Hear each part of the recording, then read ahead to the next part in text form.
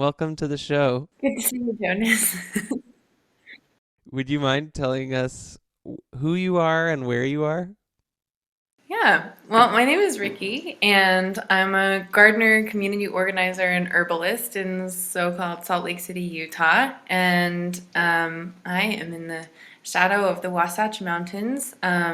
Today it's snowing. Last week it was 80 degrees, so I feel like I'm right in that seesaw of spring. Yeah, and I'm excited to talk about gardens. You're involved in so many amazing projects. Would you be willing to do like this super quick list of just like all the things that come to mind that you're involved in at the moment?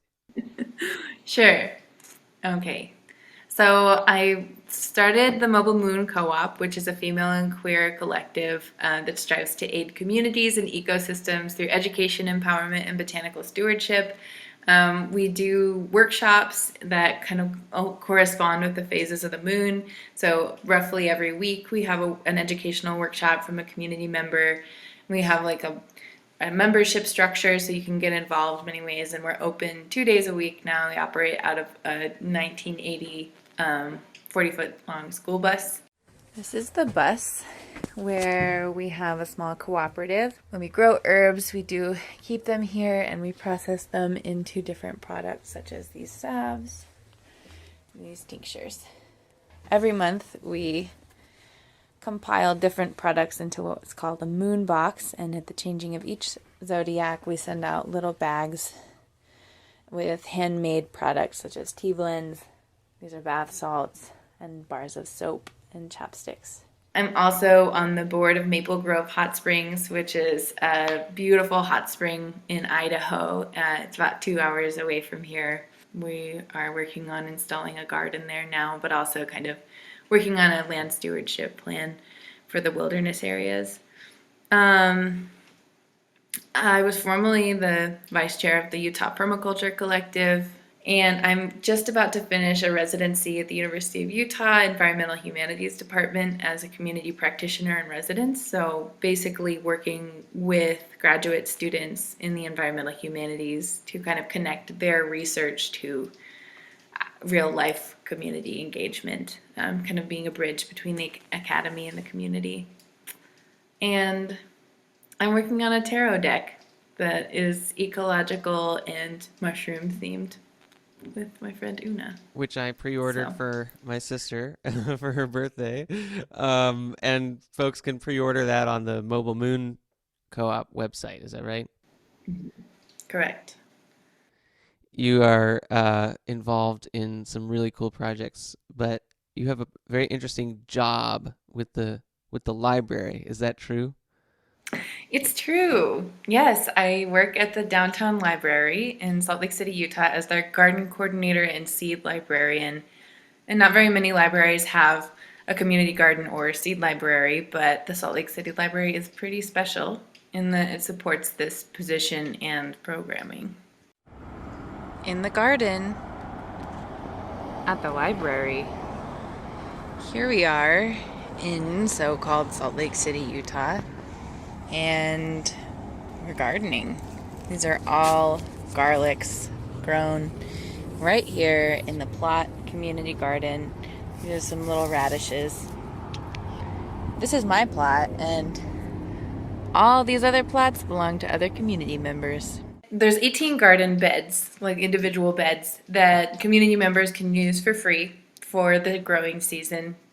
So I orient them to the space. I make sure they know when to plant, what to plant, and they get autonomy over their beds. But I'm here as a resource if they need that.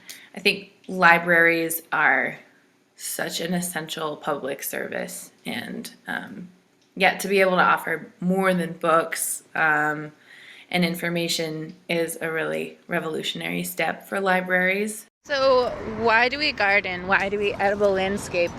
I think that it's really important to understand the connection between our planet and our bodies and our spirits and our communities.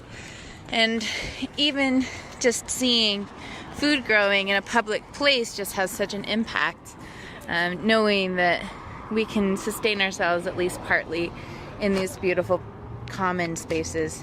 I feel really lucky that that is my job and that's what I get to do. Pretty transformative work, Yeah. I'd say. Can you talk a bit about that transformation, what that transformative power means to you? Yeah, I guess I'll start with the concept of a seed. And I think oftentimes people think of seeds as like waste products. You know, when you're like, if you have a papaya, you like scoop out the seeds and throw them away. Um, you know, you don't eat the apple core, you spit out the seeds. But really, that is like the origin of life and diversity on Earth.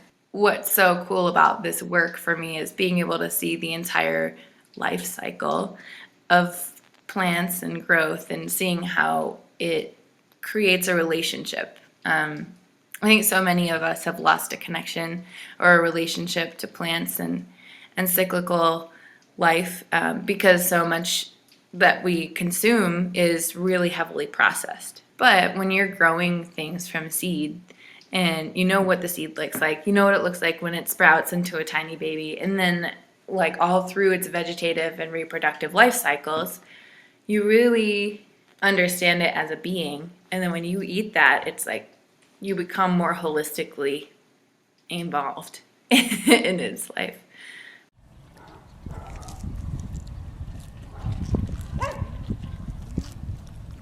Spinach. Speedwell. Cleavers.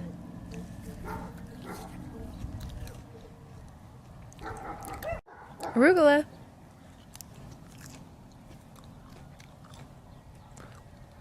White tops.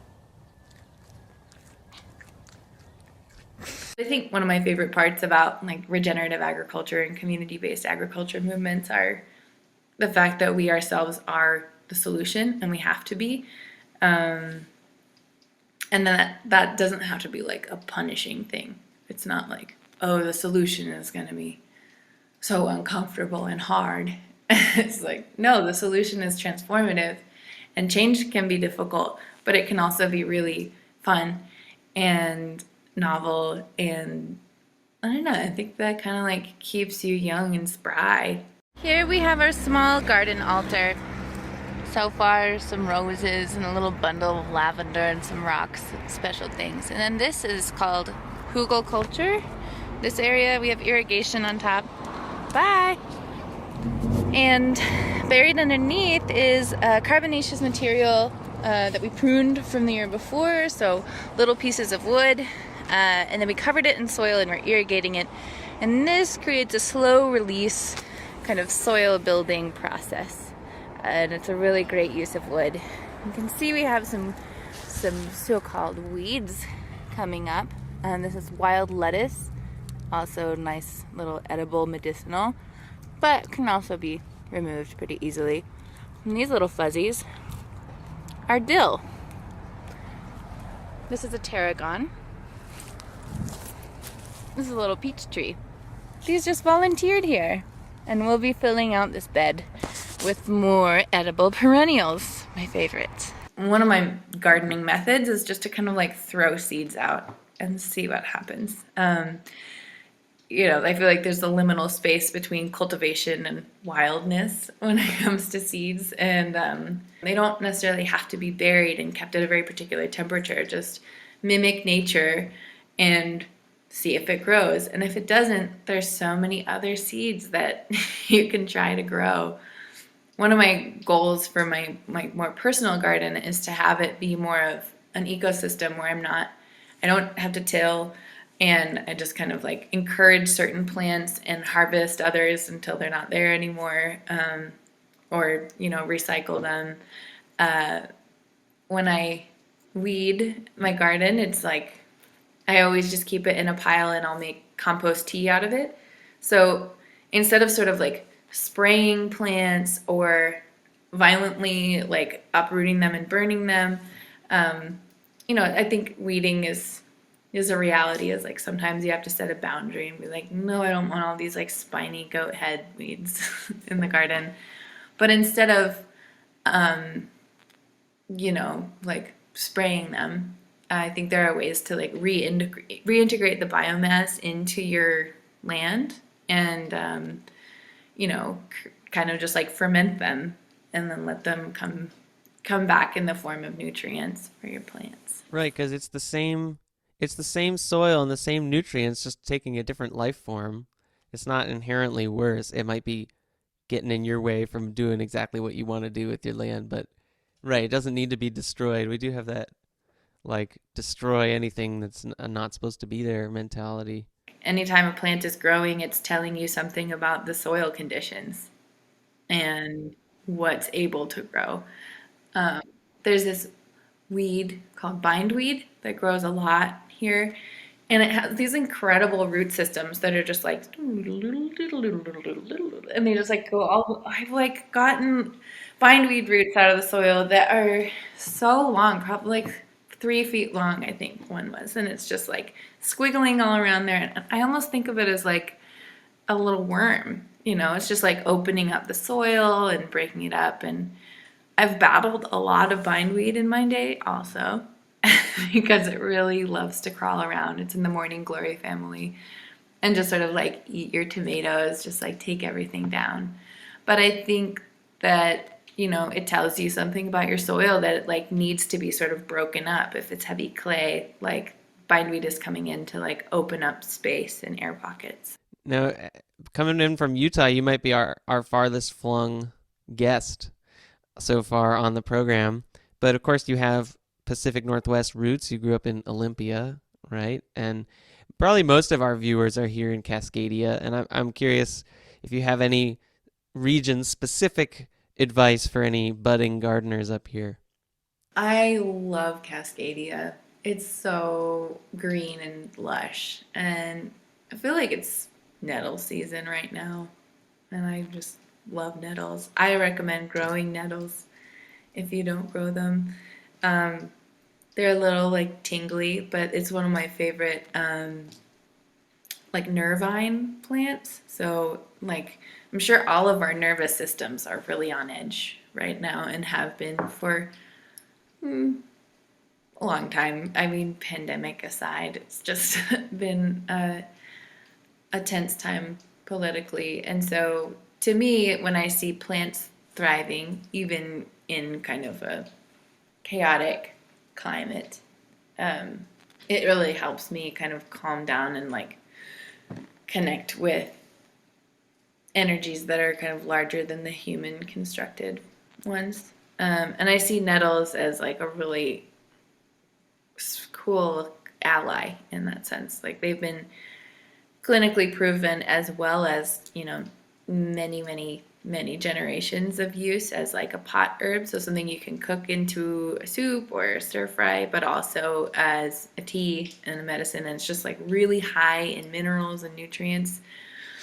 And then it's really helpful for the nervous system. So if you feel like anxious or high key, then I feel like a nice cup of nettle tea is just, it's almost like you can almost chew it because it just feels like it's so full of like minerals. Um, and I feel like it's harder to grow nettles here in the high desert, but in the Pacific Northwest, they're just like, please. Yeah, they're everywhere. We harvested a bunch in the ravine that's near our house last year, so people can grow them easily in their gardens, but they also can go forage for them pretty easily. Um, which might still technically be illegal in Seattle to forage in city parks, but I'm gonna go on record encouraging people to do it anyway. Uh, Civil disobedience. I'm just so grateful that you made this time and shared your wisdom with us. Thanks, Jonas. It's been an honor, and I'm hoping that um, the outcome will be more people gardening and excited about being just a little nugget in the ecosystem. Couldn't have said it better. Thanks, Ricky. Thank you. I love you very much. Really appreciate Yeah, this. love you too, and well, I'll see you soon.